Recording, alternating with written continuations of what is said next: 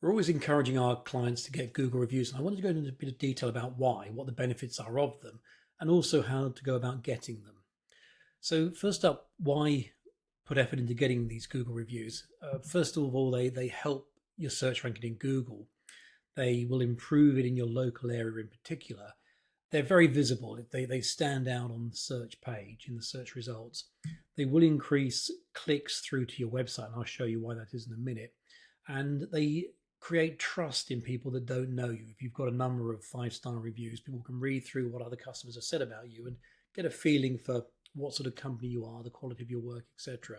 And lastly, and linked to that, they do help conversion because they validate the quality of your work when people are looking at you and one or two other companies.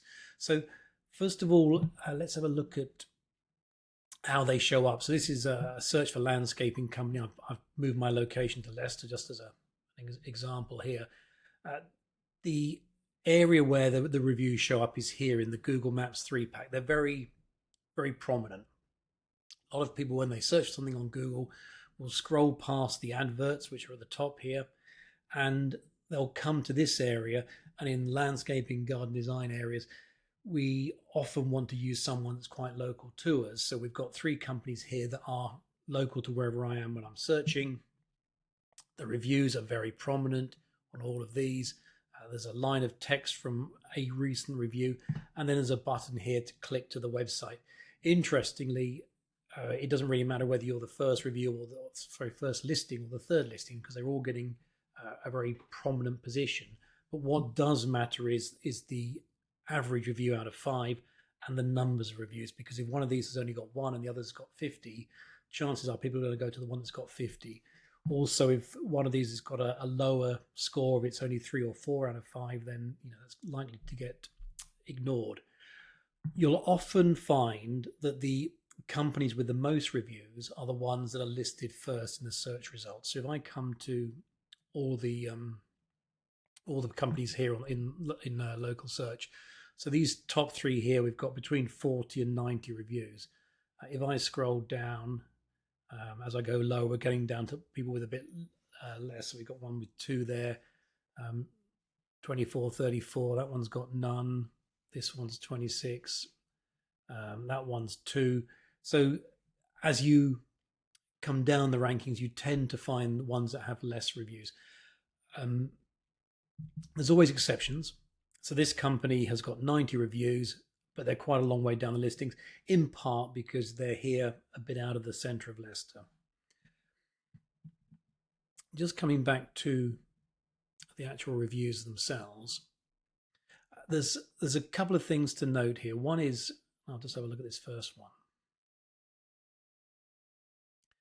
One is, if clients will leave reviews with photos, that always looks much better because Google will tend to show the photo ones first. So this one here is 6 months ago, but because they've put some photos in, it's coming up pretty high. That one as well. And then we get into some text ones. So, if you can get clients to leave photos, that will help the reviews no end. And it's important, as this company has done, to reply to all the reviews. 2 reasons for that. One is it sort of shows that you are a good company that cares about customer service and so on. And it's also putting into Google a sort of a register that you are responding to your reviewers. So it's another little thing for helping your search ranking.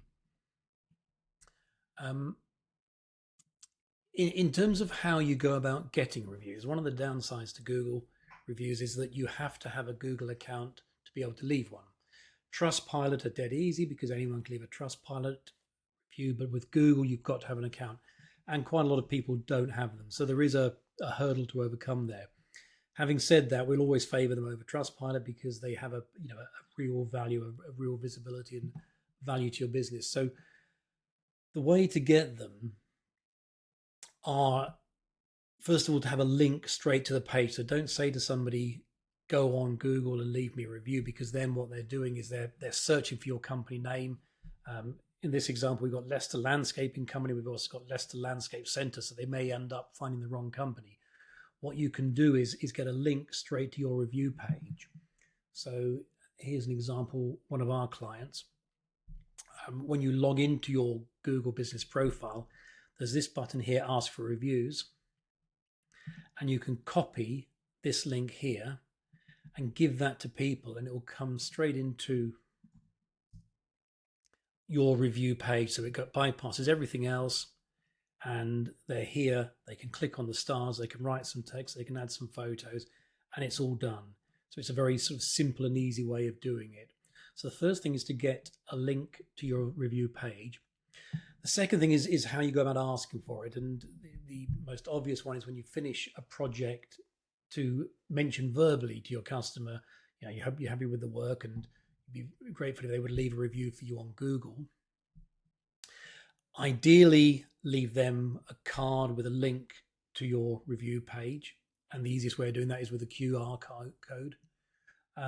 Lots of sites will give you a QR code. Here's one of the simplest ones, bit.ly.com, and they will do a free QR code that you can set up that links to your review page. So you can have it printed on a card that you can give to somebody to scan and leave a review after you've gone. The other thing is to remember that a lot of people have good intentions and are thinking, yes, I'll leave you a review, but then they get busy and they forget all about it. And a few days afterwards, it's completely out of their mind. So it's worth sending a series of follow-up emails and or text messages just to remind them, again, linking back to the review page. And then you've got a greater chance that they'll actually do it. The best process we've found for doing that is to verbally ask at the end of a project and leave the card I mentioned, and then about a week later to send an email that links to the review page, and within that email, not just saying please leave us a review, but saying hope you're happy with everything, any problems please give me a call, by the way, you know, would you mind leaving us a review on Google, here's a link to do it. So getting in the any problems give us a call bit first, just in case something has happened.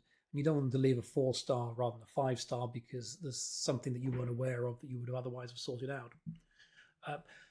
Following up with a text message is very good. A few days after the email goes out, a quick text message, hope you're okay. Don't even have a chance to leave a review for us, but if you could, I'd be very grateful. Here's a link to it. And then a final reminder 1 or 2 weeks after that tends to work very well. So we've got the verbal one, and then we've got 3 follow-ups here. Generally, if someone is going to leave a review, they will do so within that sequence. It does require a degree of persistence, but the flip side is that the value of these is huge. So, you know, it's well worth trying hard to get those reviews. This company, ALS, they work very, very hard at their reviews, and you know, they've got 125, average of 4.9. It makes a big difference to how prominent they show up in their local area, and from the perspective of a new client that's looking for a landscaping company. There's ALS with 125 and there are their competitors with 5 or 10. People are going to lean towards them just because they're obviously doing a very, very good job. One last small point on all of this is looking at this. So I'm recording this video at 5 o'clock. If I just refresh this page. So I'm recording this at 5 o'clock, and obviously in the landscaping garden design sector, a lot of people are looking when they get home from work. It's not a business to business industry, it's a business to consumer. So people are looking in the evenings, at the weekends. And there's a very obvious problem with these 3 that have come up in the top results here, that, you know, I've got home from work in the evening and I've searched for landscaping because I'm thinking about doing my patio. These 2 are closed. This one's showing as open. Chances are I'm going to look at this one. I'm going to go to this one's website and have a look at them and possibly do a contact form, just because I've seen that they're still open, whereas the other 2 are closed. So a small side point is always to make sure that your opening hours are until 9 or 10 at night in the week, and also at weekend, all day at the weekends. It will increase the number of people that make an inquiry. So there's no point putting the work into getting all these reviews if when they look you are closed and therefore they don't call you. Do that small point as well. ALS here, what do we have got for them? So we have them open all day. We've got them closed on a Sunday, partly because they've got a showroom that people can visit. So we just want to make sure they're not going to the showroom outside the opening hours. Having said that, for most clients, we're going to have them open all day, 7 days a week, on the basis that if someone goes to the website and fills in the contact form, they'll follow it up the next day or on the Monday morning. And if they phone, it will go through to an answer phone and be picked up when someone comes in. So I hope that's been useful. There's a huge value to Google reviews, and it's well worth asking every single customer to leave one for you.